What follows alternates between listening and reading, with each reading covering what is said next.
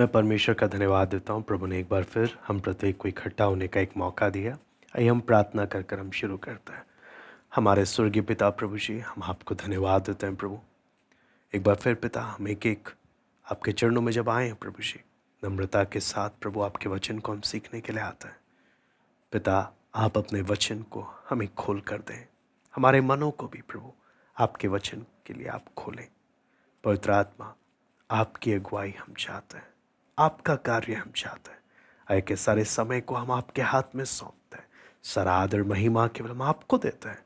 प्रार्थना प्रभु यीशु मसीह के नाम से हम मांगते हैं, आमीन। इस नए विश्वासियों की सीरीज में हमने देखा कि सभी को उद्धार पाने की आवश्यकता क्यों है।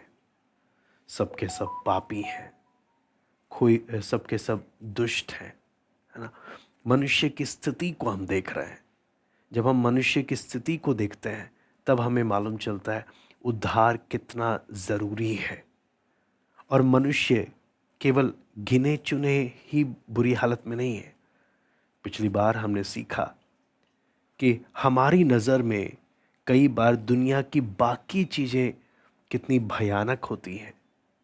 जब भूखमरी होती है या कोई बेघर है, हम उसे बहुत गंभीरता से लेते हैं और लगता है कि ये एक सबसे बड़ी समस्या है। जबकि हमने देखा मन तो असाध्य रोग लगा हुआ है, अंग्रेजी में डेस्परेटली विकेड।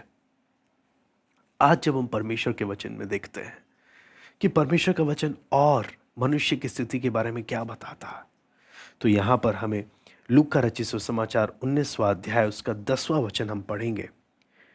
क्योंकि मनुष्य का पुत्र खोए हुओं को ढूंढने और उनका उद्धार करने आया है। यहाँ पे वचन कहता है मनुष्य का पुत्र खोए हुओं को ढूंढने, यानी मनुष्य का स्थिति क्या है, ये खो गया है। जैसे एक बच्चा बाजार में जब खो जाता है तो खोई हुई हालत में है। बच्चे का मन बहलाने के लिए अगर वो बाजार में खो गया है, रो रहा है, अगर बाजार में है, गुब्बारे वाला उसको गुब्बारा दे देगा, है ना, ताकि उसको रोना चुप करा दे। कुछ देर तक शांत हो सकता है। खिलौने वाला अपना कुछ खिलौना दिखा सकता है ना। मिठाई वाला कुछ मिठाई दे सकता है। लेकिन अगर बच्चा सोचे नहीं मेरे माँ बाप खो गए हैं, नहीं, बच्चा खो गया है। परमेश्वर का वचन कहता है मनुष्य खोई हुई हालत में है। प्रभु यीशु मसीह आया क्यों? मनुष्य का पुत्र खोए हुओं को ढूंढने और उनका उद्धार करने के लिए आया है। आपको मालूम है, हम ढूंढते हुए नहीं जा रहे, पहल परमेश्वर कर रहा है। परमेश्वर ढूंढते हुए आ रहा है और मानव जाति का उद्धार करने के लिए। यशाया 53वां अध्याय उसका 6वां वचन मैं पढ़ना चाहूँगा। यशाया 53वां अध्याय उसका 6ठी आयत। हम तो सब के सब भेड़ों के समान भटक गए थे, हम में से हर एक ने अपना अपना मार्ग लिया और यहोवा ने हम सबों के अधर्म का बोझ उसी पर लाद दिया। यहाँ पर भी हम देखते हैं वचन क्या बोलता है, भेड़ों के समान हम भटक गए। अंग्रेजी में लॉस्ट शीप, हम खोई हुई भेड़ के समान। अगर चरवाहा नहीं, भेड़ का भटकना स्वाभाविक है, भेड़ का खो जाना स्वाभाविक है। कितने भटक गए। वचन क्या बोलता है, हम तो सब के सब, है ना। यहाँ पे इससे हमें क्या चीज समझ में आता है?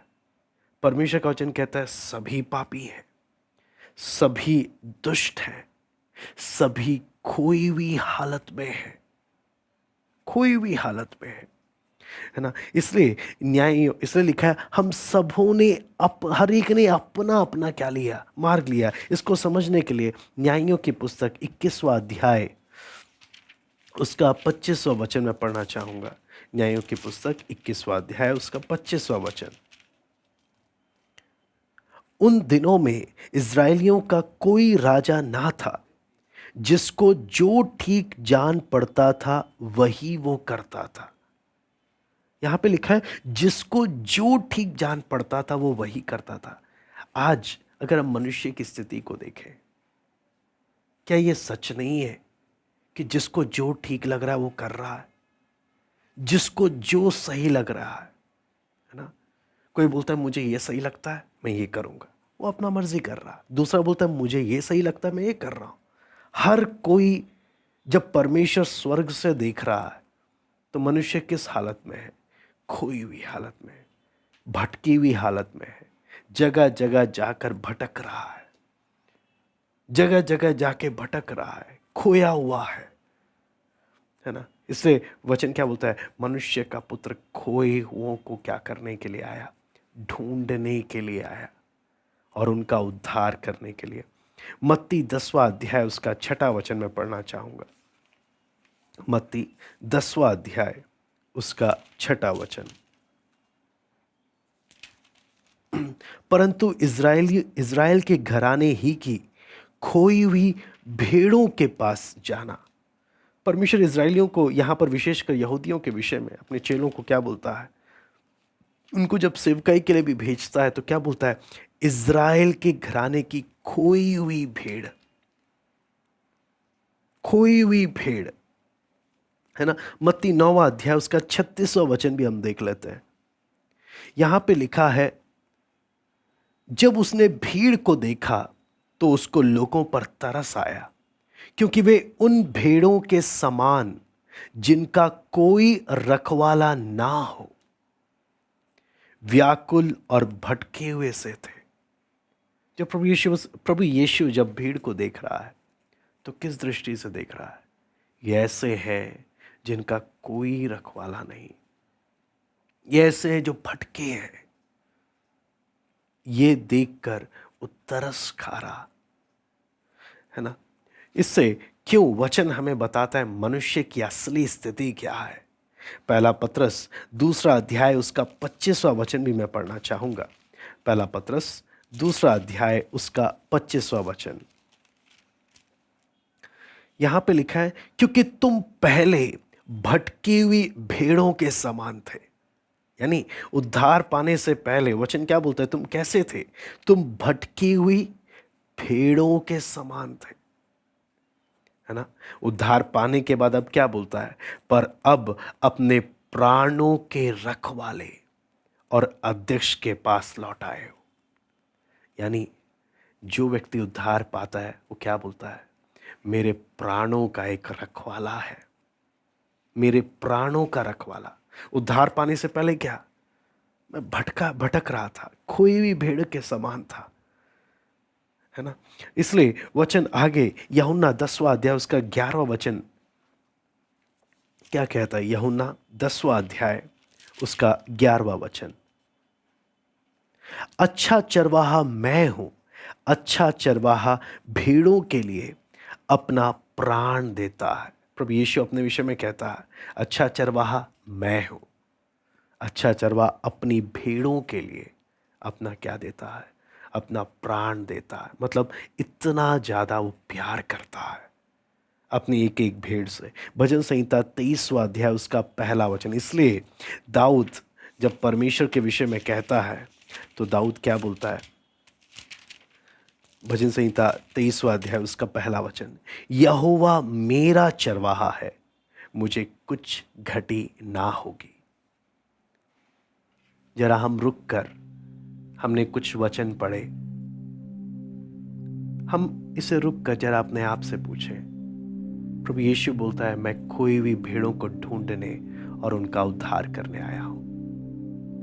क्या आप अपने प्राणों के रखवाले प्रभु यीशु के पास हैं, या आज भी आप भटक रहे हैं? वचन कहता है बहुत से आज भी भटक रहे हैं। जिसको जो ठीक लग रहा है वो कर रहा है, जिसको जो ठीक लग रहा है वो कर रहा है। आप क्या कर रहे हैं? क्या आप दाऊद के समान कह सकते हैं, यहोवा मेरा चरवाहा है? जो अपने चरवाहे के पास रहता है, जो अपने प्राणों के रखवाले के पास रहता है, कोई उसका जीवन बर्बाद नहीं कर सकता। क्यों? मेरे प्राणों का रखवाला मेरा प्रभु है जो मुझसे इतना प्यार करता है, जिसने कहा मैं अपनी भेड़ों के लिए अपना प्राण देता हूं।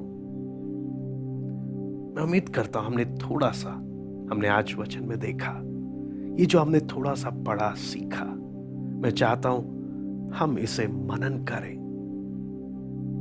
आज मनुष्य का स्थिति क्या है? आज आपकी और मेरी स्थिति क्या है? क्या मैं अपने प्राणों के रखवाले के साथ चल रहा हूं या मैं खोई हुई हालत में हूं?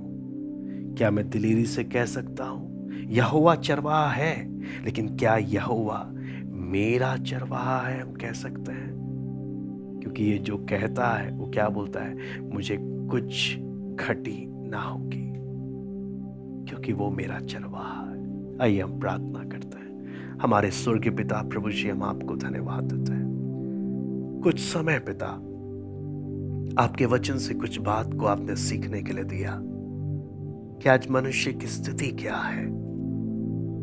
सबके सब भटके खोई हुई भेड़ों के समान है। मनुष्य की पहल नहीं, आपने पहल की। आप खोए हुओं को ढूंढने और उनका उद्धार करने आए।